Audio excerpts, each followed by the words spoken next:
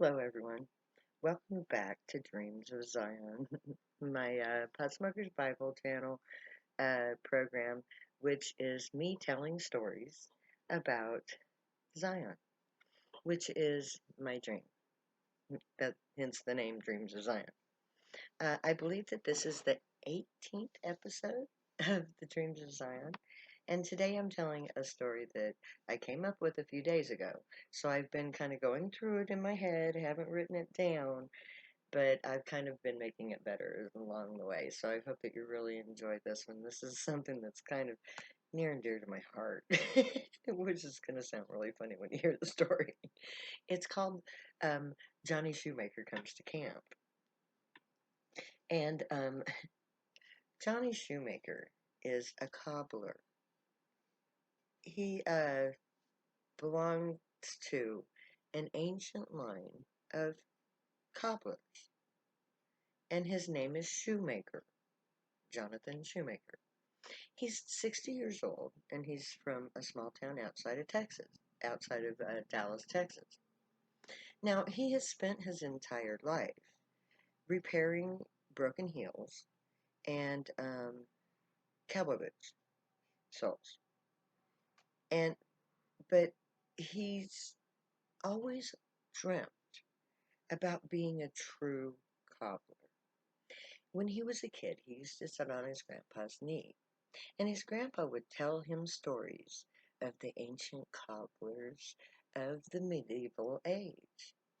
And he told these stories so well that Jonathan could just almost live the thought of making shoes for all the members of his village, because his 19th great grandfather was the cobbler in a little shire town outside of a medieval castle.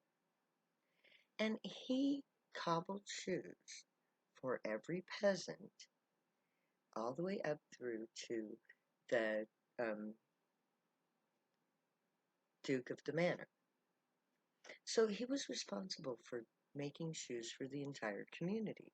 And each and every member of that community would come into the shop, have his feet measured for the shoes, pay for them, and then the cobbler would cobble his shoes together and then deliver them. And Jonathan Shoemaker thought that was so awesome.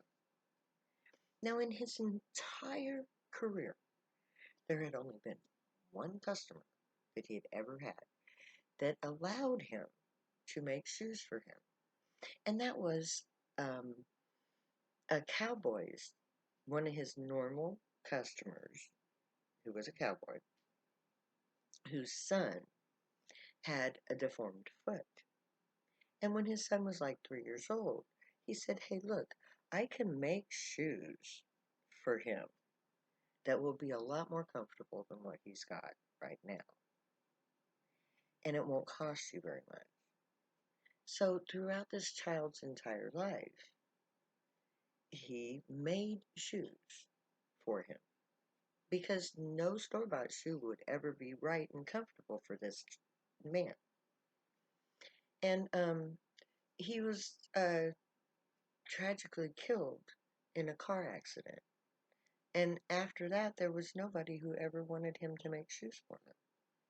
And that always saddened him because he always, his wish list, the one thing on his wish list was to be able to make shoes for people, to design shoes specifically for a person based on their unique foot, just like his ancient ancestors. And he was like 60 years old and getting ready and thinking about retiring. His son, unfortunately, became a lawyer, moved off to a big city, and the family art was going to die. And this made Jonathan Shoemaker very, very sad. So he was reluctant to close his shop, but business was hard and the pandemic was making it impossible for him to actually get anything done. And, he was old enough to retire. But he was so disappointed with his life until Camp Zion was created. Then when he first heard about this camp out, he thought, nah, a bunch of drug users, that's not going to go anywhere. But after a few weeks, when the camp got bigger and bigger, and he got the notion that maybe these people could use a cobbler, that maybe these people would appreciate the art of cobbling. And he didn't know if it was a thing or not. But once the thought entered his head, it was stuck. And he immediately closed down his shop, put it up for sale, went out to his uncle's farm, talked his uncle into letting him have the old um, tractor trailer rig that he used to use back in the day when he helped him farm. Went and renewed his CLD license, packed up all of his cobbling equipment and his stockpile of materials. All that he owned, because his house sold right away because it was an old historic house and everybody loved it. So he sold his house. He packed up his bags because he figured he's done with the cobbling in Texas. He was going to give this a go, or he was going to retire to wherever. But he was done. His decision was made. If Zion didn't want him, he would retire. So he packed everything into this tractor trailer, attached his car to the back of it, and away he went to Camp Zion. Now he got to the gate of Camp Zion, and there was a little group, 3 people in a tent, with an awning that were greeters. And the one comes up and he says, "Hi there, are you a member of the Truckers Guild?" And Jonathon goes, "No, my name's Jonathon Shoemaker, and I'm an actual shoemaker, which is a cobbler." And this guy just brightens. I mean, it's like his face just lit up like a light bulb. And Jonathon was like, it just kind of startled him because he was not expecting to have the word cobbler, shoemaker, be something big like that. And so he's like, okay. And he's, "Just a minute, sir." And he makes a phone call. He says, "Hey, we got a cobbler." "Yeah, we know what to do." "Okay, we'll meet you there." "Okay, bye." And so he says, "Okay, my friend Nathaniel over here is gonna lead you to your compound. Welcome to Camp Zion, Mr. Jonathon Shoemaker." And he's okay. And so he gets back. He takes off and follows Nathaniel through the camp. And he comes to this mud brick compound. And on the gate it says Cobbler's Guild. And he's like, whoa. So he pulls up his truck into the Cobbler's Guild compound. And there's about 25 or more tents, all spaced out. And then there's this big tent, kind of back in the yard. And he pulls up, and Nathaniel gets out, and he's got his, and it's like all these people just come running. Now, they had been like working with shoes. You could see that. Each tent had shoes outside of it, and they were all working with shoes. And he kind of laughed because it looked kind of funny because there were all kinds of shoes piled outside of these tents. So he gets down out of the truck, and all these people come running. And they're like, "Oh, so," and Nathaniel goes, "Okay, sir. Jonathon Shoemaker, I would like to introduce you to the apprentices of the Cobbler's Guild. These people have volunteered to become cobblers for the nation of Zion. And we have been hoping that a real cobbler would show up to teach them your trade because we want to reinstitute the ancient form of cobbler as a trade.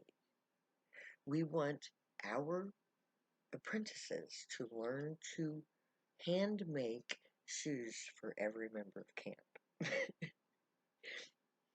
And Jonathan just his jaw drops and he's like, okay, I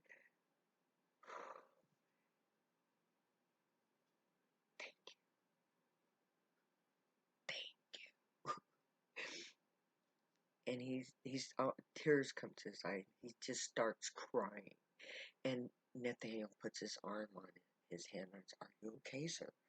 And he like kind of sniffs through his mask, and he's like, "I thought I was gonna lose my entire heritage because my son's a lawyer, and now I get to pass it on to an entire guild." And he's just crying, and all that the apprentices are like, just they're crying too. And then they all turn because there's another cart pulling up. And he turns and he looks, and here is Zion, the leader of the camp, the woman he's seen on television. And she walks up to him with this big old smile on my face. I reach out my hand to him, and I shake it, and I say, "Thank you so much for coming to this camp, because you have just answered one of my prayers. You have solved one of my major problems, and you have given me the opportunity to mark off one of my wish list, bucket list items, sir, because it is my desire to have a cobbler who will be able to make my shoes by hand, form fitted to my shoe size.